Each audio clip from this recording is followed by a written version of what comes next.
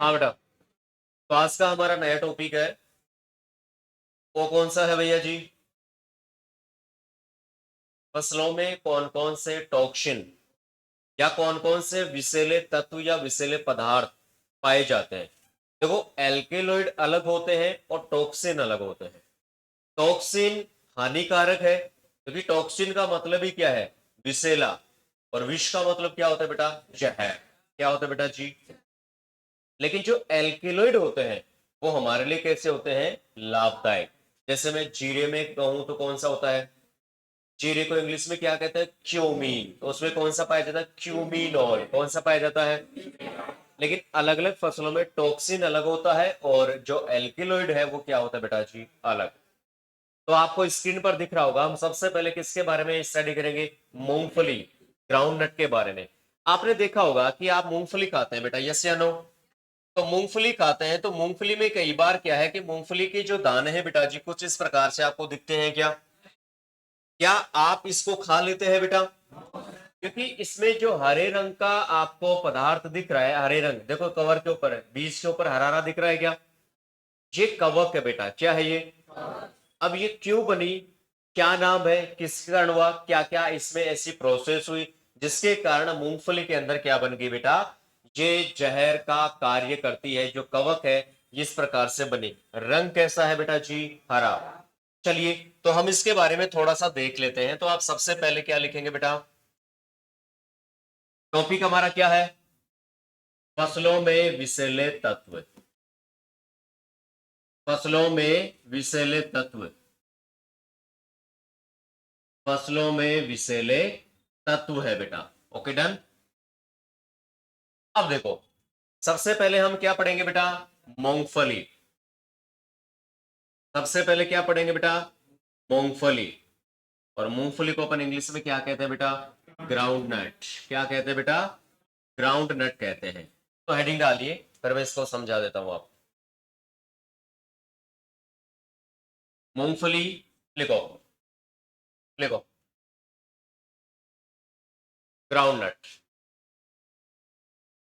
और मूंगफली में कौन सा टॉक्सिन बनता है बेटा? एफ्लाटॉक्सिन। कौन सा बनता है बेटा? एफ्लाटॉक्सिन।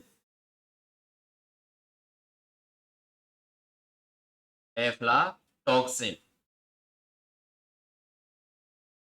देखो भाई, एफ्लाटॉक्सिन, समझो इसको एक बार।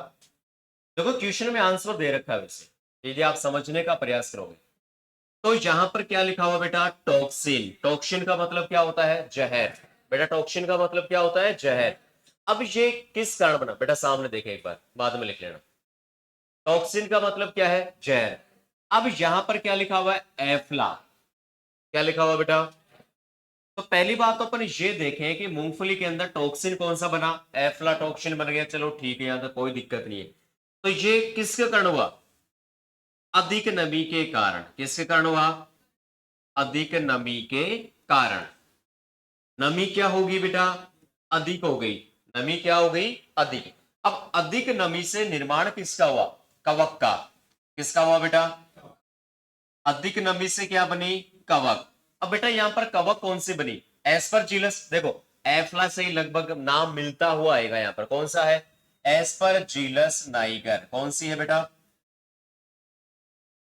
एस्परजिलस नाइगर, या नाइजर भी कहते हैं इसको, नाइगर भी कहते हैं। ठीक है बेटा, गे भी आता है और जय भी आता है। जो दूसरी है वो कौन सी बेटा? एस्परजिलस फ्लेवस। कौन सी है बेटा? इसमें ज्यादा इंपॉर्टेंट कौन सी है? समझ गए मेरी बात को? तो एफ्लाटॉक्सिन का निर्माण क्यों हुआ? क्योंकि वहां पर ज्यादा क्या हो गई? नमी। और नमी से क्या बनी? कवक। और कवक कौन सी है? एस्परजिलस नाइजर और एस्परजिलस फ्लेवस। दोनों में इंपॉर्टेंट कौन सी है? कोई डाउट है क्या? अब इस वजह से अभी मैंने आपको डायग्राम दिखाया बेटा, यहां पर ये, इसके ऊपर इस प्रकार से बीजों के ऊपर ये क्या बन जाती है बेटा? कवक बन जाती है। क्या बन जाती है? और कवक के कारण जहां पर बीजों के ऊपर रंग कैसा हो गया बेटा? कवक के कारण बीजों के ऊपर, कवक के कारण बीजों के ऊपर हरे रंग की, किस रंग की? हरे रंग की एक परत बन जाती है, हरे रंग की एक परत बन जाती है। बताओ कोई डाउट है क्या बेटा? तो क्वेश्चन यहां से डायरेक्ट ही पूछ लिया जाता है कि एज पर जिलस फ्लेवस, या क्वेश्चन इस तरीके से पूछ ले कि एफ्लाटॉक्सिन का संबंध किस फसल से है, तो मूंगफली। या क्वेश्चन ऐसे पूछ ले कि भाई मूंगफली में कौन सा टॉक्सिन या विषैला तत्व पाया जाता है, एफ्लाटॉक्सिन, और बाकी रीजन मैंने आपको बता दिया है। तो नोट करो, यहां नोट करो बेटा इसको।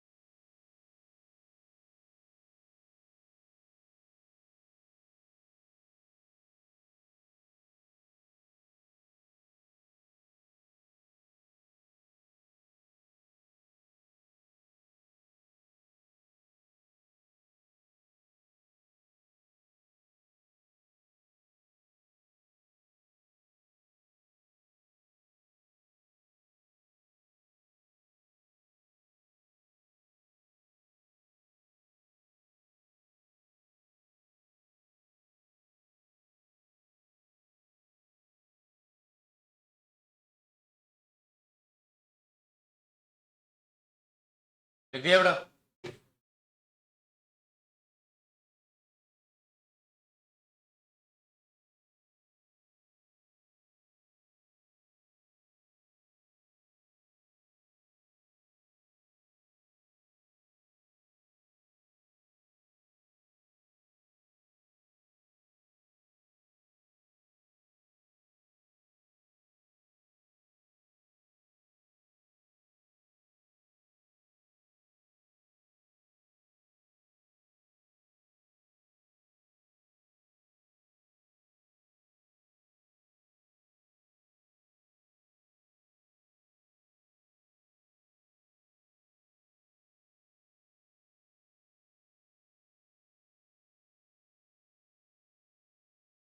लिख दिया बेटा? अब देखो, तो मूंगफली में सबसे इंपॉर्टेंट यही बनता है, और इसमें जो टॉक्सिन होता है मूंगफली में मोस्टली एक ही होता है। सारा काम अपन ने देख लिया है। इसके अलावा अपन देखें मूंगफली में, और ज्यादा कोई खास नहीं है वैसे तो। एक, खैर उसको अपन जहर कभी नहीं बोल सकते। जैसे आपने देखा होगा कि मूंगफली अपन खाते हैं तो मूंगफली में कई बार दाना नहीं मिलता अपने को, और मूंगफली की जो फली है वो खाली मिलती है क्या? तो मूंगफली की जो फली खाली होती है वो किस पोषक तत्व के कारण होती है बेटा? कैल्शियम के कारण। किसके कारण? तो आगे जब इसमें और क्रियाएं पढ़ेंगे तो वहां पर उसको अपन अलग से देखेंगे, लेकिन अभी अपना जो टारगेट है वो किसको देखने का बेटा? टॉक्सिन। फिर आ जाओ, दूसरा लिखो बेटा यहां पर सोयाबीन। सोयाबीन, और सोयाबीन में कौन सा होता है बेटा? गोइट्राजिन। बेटा सोयाबीन में कौन सा होता है? गोइट्राजिन। सोयाबीन में क्या होता है बेटा? गोइट्राजिन विषैला तत्व होता है। चलो फिर और बात करें यहां पर। बेटा आप सभी ने सुना होगा कि भाई सोयाबीन खाने से आदमी मोटा होता है, ऐसे कई बातें, कई प्रकार की बातें सुनी होगी। लेकिन मोस्टली अपन बात करें तो सोयाबीन को दाल के रूप में कम काम में लिया जाता है। इसका रीजन क्या है बेटा? क्योंकि सोयाबीन का जो बीज होता है ना बेटा, बीज, इस बीज के ऊपर एक परत पाई जाती है। क्या पाई जाती है? परत। और वो परत कौन सी होती है? लाइपोक्सीडेज, या उसको साइपोक्सीडेज भी कहते हैं। और वो एक एंजाइम होता है। क्या होता है बेटा? तो लाइपोक्सीडेज या साइपोक्सीडेज एंजाइम की एक परत होती है बेटा जी, जिसके कारण ये सोयाबीन का पाचन नहीं होने देता। तो आप सोयाबीन खाओगे तो उसका क्या नहीं होता भाई? पाचन नहीं होगा, वो जल्दी से डाइजेस्ट नहीं होगी। रीजन मैंने बता दिया। तो सोयाबीन को कभी भी बेटा किसके रूप में नहीं लिया जाता? दाल के रूप में कम से कम लिया जाता है। तो चाहो तो इसको नोट लगाकर लिख सकते हो यहां पर ये बात। सोयाबीन को कभी भी नोट लगा के लिख लो भाई।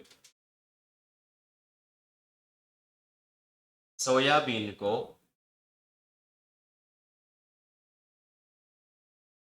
कभी भी दाल के रूप में प्रयोग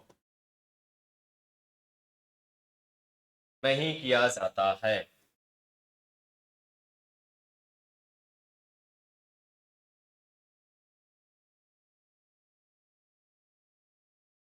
दाल के रूप में प्रयोग नहीं किया जाता है। लिख लिया? कारण लिख लो।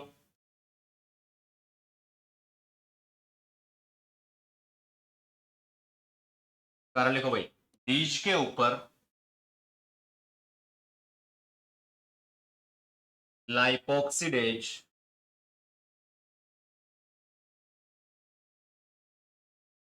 या साइपोक्सिडेज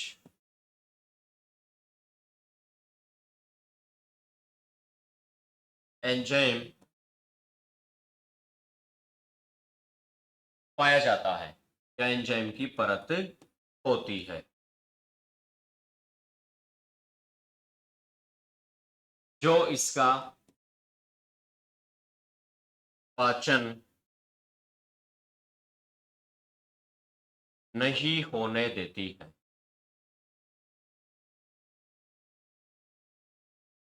ठीक है बेटा जी, कर लिए नोट? भाई इसके बीज के ऊपर एक छोटी सी हल्की सी परत पाई जाती है भाई, तो उसको हम खाएंगे तो उसका डाइजेस्ट या जल्दी वो डाइजेस्ट नहीं होगी। क्या आप भी खाते हो सोयाबीन? कौन कौन खाता है? सभी खाते हो क्या बेटा? है? नहीं खाते? खाते हो? चलो ये भी अच्छी बात है कि आप सोयाबीन खाते हो। है? सोयाबीन के चक्कर में कुछ और मत खा लियो। है? पता चला भाई साहब किसी का डाइजेस्ट नहीं हो रहा। ऐसा भी हो जाए कभी। यहां तक मामला फिनिश। नेक्स्ट लिखो। नेक्स्ट लिखो। तंबाकू। भाई टोबैको में कौन सा होता है? भाई तो बोलो ना। निकोटीन, ये तो सभी जानते होंगे आप। निकोटीन। तो देखो, जब हम तंबाकू पढ़ेंगे बेटा, तो तंबाकू में अलग अलग प्रकार की तंबाकू आएगी। भाई बीड़ी तंबाकू, सिगरेट तंबाकू, हुक्का तंबाकू, ऐसी कई प्रकार की। आपने देखा होगा घर में बीड़ी भी पीते हैं भाई। दादाजी क्या पीता है? हुक्का। चिलम बोलते हैं क्या उसको? है? तो दादाजी बोल देते हैं कई बार कि बेटा, जो कड़ी होती है ना, कड़ी, चिलम तो ऊपर होती है, कड़ी नीचे होती है। इसमें क्या भरवाता है दादाजी? पानी। तो कई बार बीच में टेस्ट भी हो जाता है कि भाई पानी सही हुआ कि नहीं हुआ, सेट है। पान भी डालते हो क्या? तो बीच में टेस्ट भी हो जाता है कि कई बार। अब उसमें दादाजी भी बेचारे कुछ नहीं बोल सकते।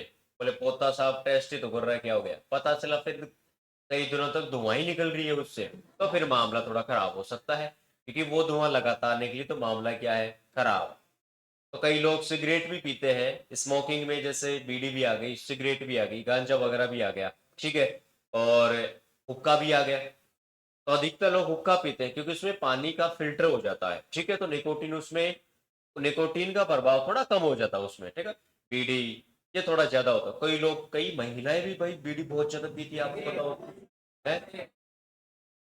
भाई साहब बीड़ी इतनी पीती है कि सिलेंडर चल रहा हो, जैसे जैसे बाइक, कई बार होता है ना, किसी बाइक के जैसे मान लो कि सर्विस नहीं करवाई और धुआं निकलती रहती है। अरे निकलती रहती है। तो महिलाएं पुरुष कई बीड़ी पीते हैं, जहां बैठो बस में बैठिया, कहीं बैठा लो साहब, तो नाकों से उस बाइक की तरह, जैसे उसकी भी कभी सर्विस ना करवाई हो ना, तो नाकों से धुआं ही निकलती रहती है। पूछे दादाजी क्या पी रहे हो? सिगरेट पी रहा हूँ। तेरे पास भी है क्या? अभी महाराज जो है वो तो पी ले। है? तो ऐसा होता है बेटा। जो निकोटीन की मात्रा है ना बेटा, वो किसमें पाई जाती है? तंबाकू। अब बेटा तंबाकू का बोटनिकल नेम क्या है? निकोटियाना टोबेकम। क्या है बेटा? तो वहीं से निकल करके आ गया। फिनिश। फिर हम बात करें, फिर छोटी सी बात करें कि बेटा, आपको मैंने बताया था पहले भी, बट मैं दोबारा से रिवाइज कर देता हूं इस चीज को, कि कोई भी पौधा हो, उस पौधे में यदि एल्केलॉइड की बात करो या मैं विषैले तत्व की बात करूं, निर्माण हमेशा कौन से भाग में होता है बेटा? ध्यान रखना। निर्माण कहां पर होता है? जड़ में। निर्माण कहां पर होता है बेटा? जब इसमें हम जल, खाना पीना देते हैं, तो इसकी सहायता से वो जाकर कहां पर इकट्ठा हो जाता है? तो उसका जो संग्रहण है बेटा, वो हमेशा कहां पर होता है बेटा? पत्तियों में। तो यहां पर निकोटीन की बात करें तो निर्माण कहां पर हुआ बेटा? लेकिन जैसे ही खाना पीना दिया, वो इकट्ठा कहां पर हो गया? अब तंबाकू में कौन सा भाग उपयोगी होता है बेटा? अरे बेटा पत्ती होती है क्या? अब तंबाकू भी दो प्रकार की होती है। जब तंबाकू को अपन स्टडी करेंगे तो वहां पर पूरा एक्सप्लेन करेंगे कि भाई देसी तंबाकू होती है और एक होती है विलायती या जंगली जिसको बोलते हैं। तो ज्यादा तंबाकू या मैं कहूं कि ज्यादा निकोटीन किसमें होता है? जंगली में। किसमें होता है बेटा? जंगली में होता है। 3.5 से 5% के आसपास सा है इसमें, है ना। तो दो प्रकार की होती है, ये लिखने की आवश्यकता थोड़ी है, आप सबको पता है। अब चलो आगे, राजमा। नंबर कौन सा है? 4 है क्या बेटा? तो लिखो राजमा। राजमा में कौन सा होता है बेटा? Trips inhibitor. Trips inhibitor. ये लो भाई, सीधा क्वेश्चन पूछ लिया जाता है कि राजमा में पाया जाने वाला जो टॉक्सिन है, विषैला पदार्थ है, वो कौन सा होता है? Trypsin inhibitor. कितनी क्रॉप होगी बेटा? 4। कपास थोड़ी हो गया, चलो वो भी लिख लो। कपास में कौन सा होता है बेटा? अरे भाई, कपास का बोटनिकल नेम क्या है? वहीं से निकल के जाए, गोसिपियम स्पीसीज है क्या? तो क्या निकलेगा? गोसीपॉल। क्या निकलेगा बेटा? गोसीपॉल निकलेगा। देखो लिखो, कपास में होता है बेटा गोसीपॉल। अच्छा सुनो भाई, कई बार क्या होता है कि जैसे मान लो कि काकड़ा तो सारे जानते हो, खड़ काकड़ा तो जानते हो ना बेटा। तो कई बार क्या है कि जैसे अपन गांव से भाई मंगवाया कि भाई 2 बोरी गेहूं, गेहूं तो क्या, काकड़ा की डाल देना भाई साहब, 2 बोरी गेहूं की डाल देना, ऑर्डर पे मंगवा लेते हैं अपन तो। ऐसा ही होता है कुछ। तो आप डाल गए 2 बोरी खड़ की, 2 बोरी काकड़ा की। भैंस ज्यादा है तो ज्यादा हो जाएंगी। इंसान थोड़ी खाते हैं? भैंस ही खाती है, गाय खा लेती है। अब हुआ क्या कि भाई हमने बोरी मंगवा तो ली, लेकिन उसको भैंस खा ही नहीं रही। तो कई बार क्या है भाई, लठ भी मार देते भैंस के। तुझे बड़ा शौक है भाई, चीनी मिला के खिलाएंगे तेरे को या गुड़ मिला के खिलाएं। फिर हमें पता चला कि ये भैंस इसको खा क्यों नहीं रही।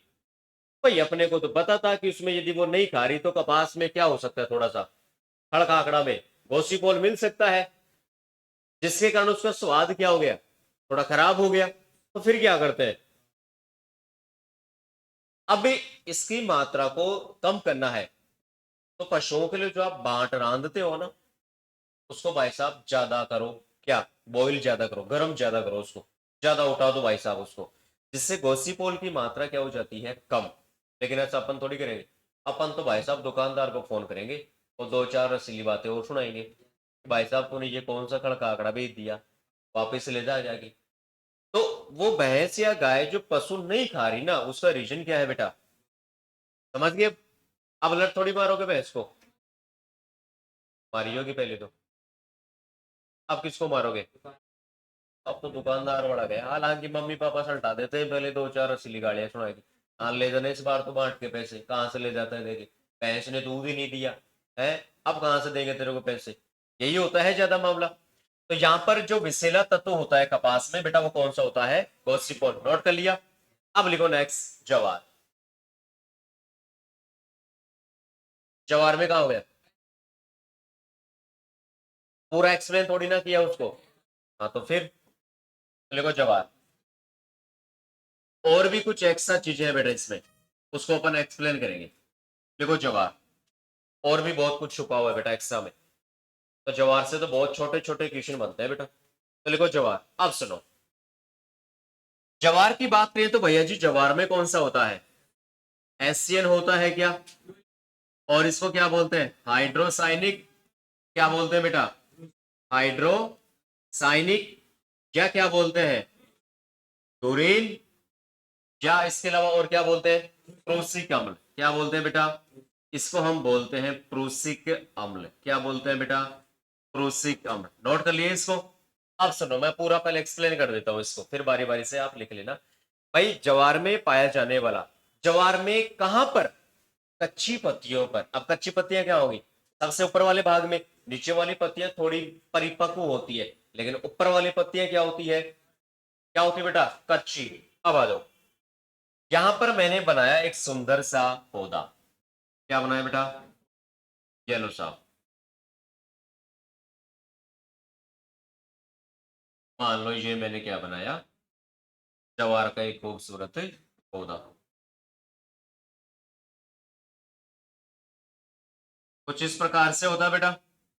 हालांकि ये पौधा गिनीज बुक में रिकॉर्ड है क्योंकि बनाया किसने है? हाँ हाँ, हल्के में मत लेना। अब यहां पर अपन छोटी छोटी बातों को देखते हैं बेटा कि भाई एससीएन का निर्माण, जैसे अभी मैंने बताया, निर्माण कहां पर होता है बेटा? अरे बोलो ना बेटा। एससीएन का निर्माण कहां पर हुआ? तो मैं लिखता हूं यहां पर HCN का निर्माण। क्या लिखा बेटा? और भाई साहब कहां पर हुआ? जड़ों में। कहां पर हुआ बेटा? फिर हमने इसको दिया खाना पीना। क्या दिया बेटा इसको मैंने? खाना पीना। और वो भाई साहब कहां पर जमा हो गया जाके? कहां पर हो गया जमा? कच्ची पत्तियों में। पत्तियां नहीं, कौन सी पत्तियां? कच्ची पत्तियां। तो बेटा एससीएन का जो संग्रहण है वो कहां पर हो गया? कच्ची पत्तियों में। कहां पर हो गया बेटा? कच्ची पत्तियों में। यहां तक कोई मिस्टेक है क्या कि भाई एससीएन का जो संग्रहण था, भाई निर्माण तो कहां पर हुआ था इसका? जड़ों में हुआ था। कहां पर हुआ था बेटा? जड़ों में हुआ था। और निर्माण का है संग्रहण कहां पर हो गया? अब इसके अलावा अपन छोटा सा और देखें कि भाई ये HCN बना क्यों। सबसे बड़ा रीजन तो यही है कि भाई ये HCN बना क्यों, ऐसा क्या हुआ कि ज्वार में ये चीज बनी, उपाय क्या है, सारा ही मामला देखेंगे।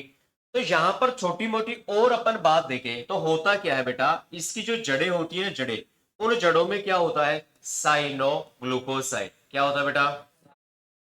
साइनोग्लूकोसाइड। हो गया बेटा। साइनोग्लूकोसाइड से भाई साहब क्या निकल जाता है? ग्लूकोज। ग्लूकोज शुगर है क्या बेटा? अरे क्या है बेटा? और भाई साहब इस प्रकार से इसकी जड़ों से क्या निकलता है? साइनोग्लूकोसाइड। और इससे क्या निकलती है? ग्लूकोज, जो एक मीठी ठीक ठाक शर्करा होती है क्या। अब और अपन देखें कि भाई साहब हमने ज्वार लगा दी, लेकिन हमें तो ये बताओ कि इस ज्वार को खिलाएं कब पशुओं को। और दूसरी बात निकल के यूं आता है कि जो एसियन बना, इसका कारण क्या है कि ये किस किन किन किन कारणों से बना। तो पहला रीजन तो क्या निकल के आता है कि भाई साहब कहां पर बना ये? शुष्क क्षेत्रों में। कौन से क्षेत्रों में बना? अब शुष्क क्षेत्रों का मतलब क्या है? वहां पर पानी की मात्रा क्या है? कम। पानी की मात्रा कम है तो मामला क्या हुआ? खराब हो गया साहब। दूसरी बात क्या निकल के आती है? नाइट्रोजन की मात्रा क्या है? नाइट्रोजन की मात्रा क्या हो गई? अधिक हो गई। क्या होगी बेटा? कुछ और भी होता है क्या? क्या? फास्फोरस की, फास्फोरस की क्या होती है? कमी। फास्फोरस की क्या हो जाती है बेटा? कमी हो जाती है। फास्फोरस की क्या हो जाती है? कमी। और भी कुछ होता है क्या? इसमें 2,4-D का क्या किया बेटा आपने? अधिक प्रयोग। क्या कर दिया भाई? 2,4-D का अधिक प्रयोग। 2,4-डाइक्लोरोफिनॉक्सी एसिड, ठीक है, एसिड। 2,4-D का प्रयोग अपन चौड़ी पत्तियों को खत्म करने के लिए लेते हैं क्या? जैसे ज्वार में मैं बात करूं तो बरू होता है क्या? और C4 प्रकार के पौधों में किस प्रकार का खरपतवार होता है? परजीविता के आधार पर याद हो तो स्ट्राइगा होता है क्या? CLOS, Striga. अर्ध जड़ परजीवी खरपतवार का प्रकोप ज्यादा होता है क्या? तो इस प्रकार से भाई कारण क्या निकला कि शुष्क क्षेत्रों में ज्यादा है, पानी की कमी होगी, वहां पर एससीएन बनेगा। नाइट्रोजन का आपने ज्यादा प्रयोग किया, फास्फोरस की क्या होगी? कमी। तो 4D का क्या किया? अधिक प्रयोग। बोले साहब उपाय क्या है? उपाय तो बताओ इसका। उपाय बोले एक ही है। बोले शुष्क क्षेत्रों में बना है ना, तो क्या कर दो?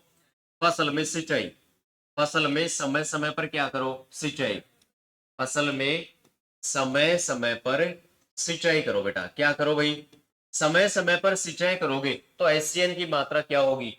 कम बनेगी। यहां तक कोई मामला, कोई डाउट? आगे चलें। आगे चलें कि साहब हमें तो ये बताओ कि पशुओं को खिलाएं कब जिससे एससीएन का प्रभाव क्या हो?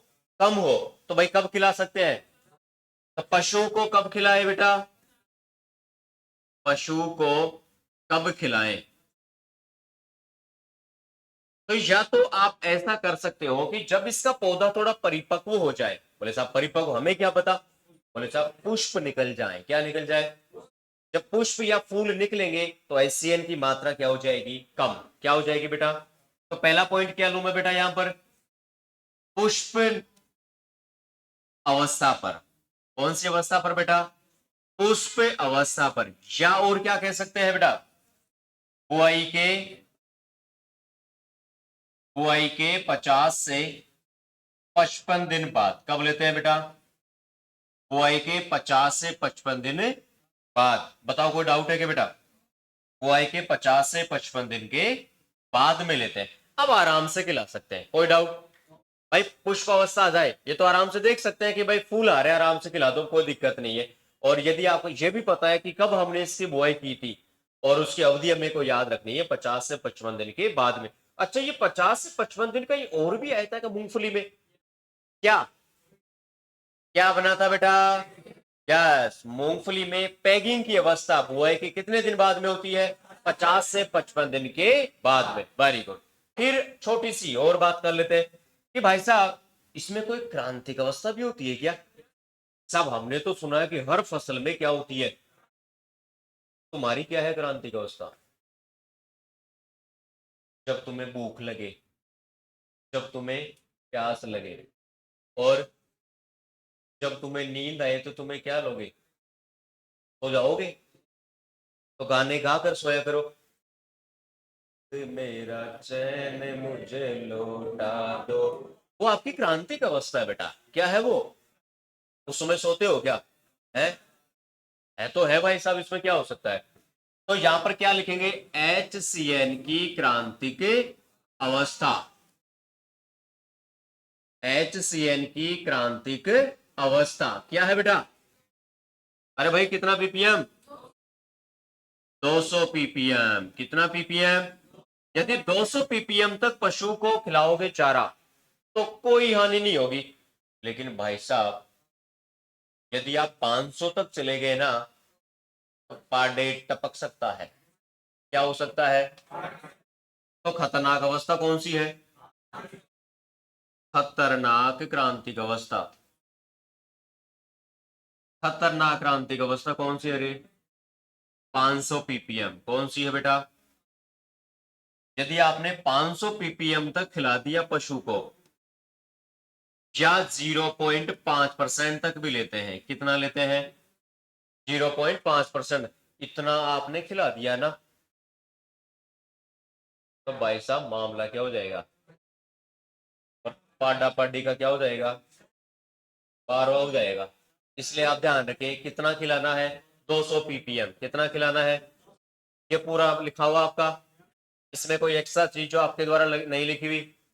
तो फसलें हमने कितनी देखी इसमें बेटा, टोटल टोटल कितनी होगी बेटा, कपास देख लिया, तंबाकू देख लिया, मूंगफली देख ली, इसके अलावा सोयाबीन हो गई, और लास्ट में क्या हुआ, राजमा हो गया, और अब ये कौन सी हुई, ज्वार। तो जो 5-7 फसलें हैं बेटा, ये आगे जब अपन फसलें पढ़ेंगे तो वहां पर और उसको एक्सप्लेन करेंगे। हालांकि इससे ज्यादा कुछ आता नहीं है, यहां से आपके इंपोर्टेंट क्वेश्चंस बनते बेटा। इसके अलावा जो विषैले तत्वों के अलावा कुछ और है, उसको अपन और आगे वाले क्लास में पढ़ेंगे। Thank you.